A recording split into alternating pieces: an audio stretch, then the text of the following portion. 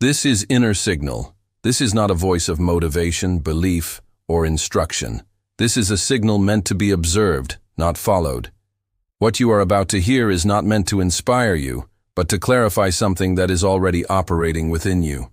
Joy is not lost because life becomes difficult. It is lost because the mind demands a conclusion from experience. The human system is built to respond to movement, not to permanence. When something pleasant appears, the system opens up. When it disappears, the system contracts. This movement is entirely natural. The error begins when the mind tries to freeze the opening. Most people do not suffer because joy ends. They suffer because they expect it not to. But joy was never designed to stay. It was designed to signal alignment. Think of it like a pure tone that sounds when a guitar string is tuned correctly, and then it fades once the adjustment is complete.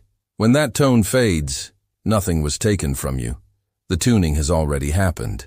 But the mind interprets this fading as loss. It creates a story. Something good was here, and now it is gone. And from that single sentence, a relentless pursuit begins. Joy transforms from a signal into an object.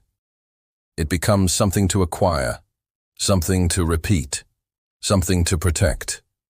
This is precisely where tension is born. The more you try to hold on to joy, the more the entire system tightens. And a tightened, constricted system cannot experience joy at all. This is why people often feel a flash of genuine joy in moments of complete surprise, and then lose it the moment they notice it. The awareness, when mixed with the grasping, cancels the signal. Joy simply cannot coexist with demand.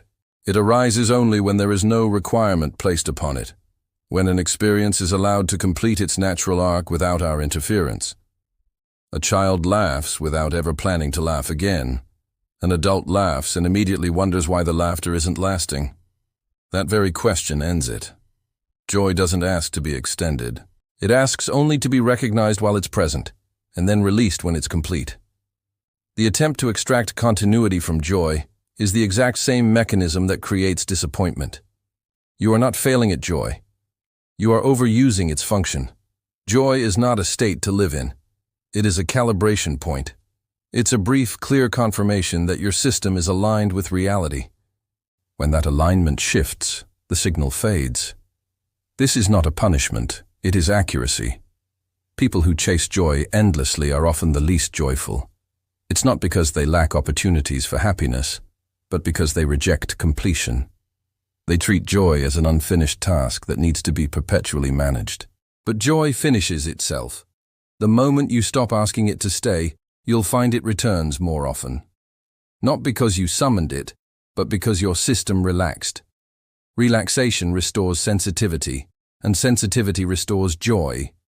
This is why joy so often appears in the simplest of moments, once all the striving is finally dropped.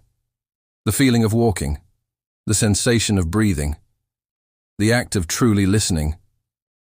Not because these things are inherently special, but because nothing is being demanded from them. Joy does not respond to effort. It responds to permission. The permission for it to be temporary. The permission for it to pass. The permission for it to end. When joy is allowed to end, it leaves no residue. No craving, no sadness. It leaves only clarity. And clarity is a much deeper, more stable form of satisfaction than pleasure ever was.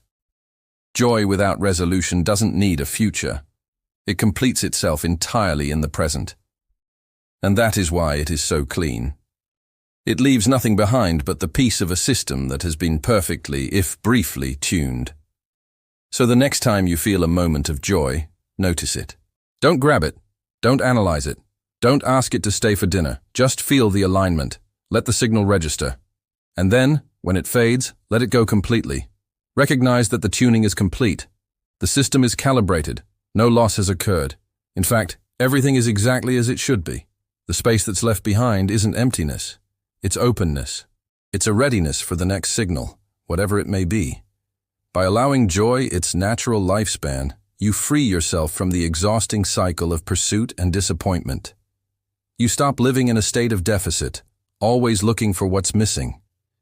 Instead, You begin to live from a place of sufficiency, where each moment is complete in itself. The pursuit of permanent joy creates a subtle but constant anxiety. It's the fear that the good feeling will slip away. This fear is a form of contraction. It's a tensing against the natural flow of life. But when you understand joy as a signal, the fear dissolves. You wouldn't fear the end of a bell's chime, would you? You'd appreciate the sound, and then enjoy the silence that follows. The silence is part of the experience.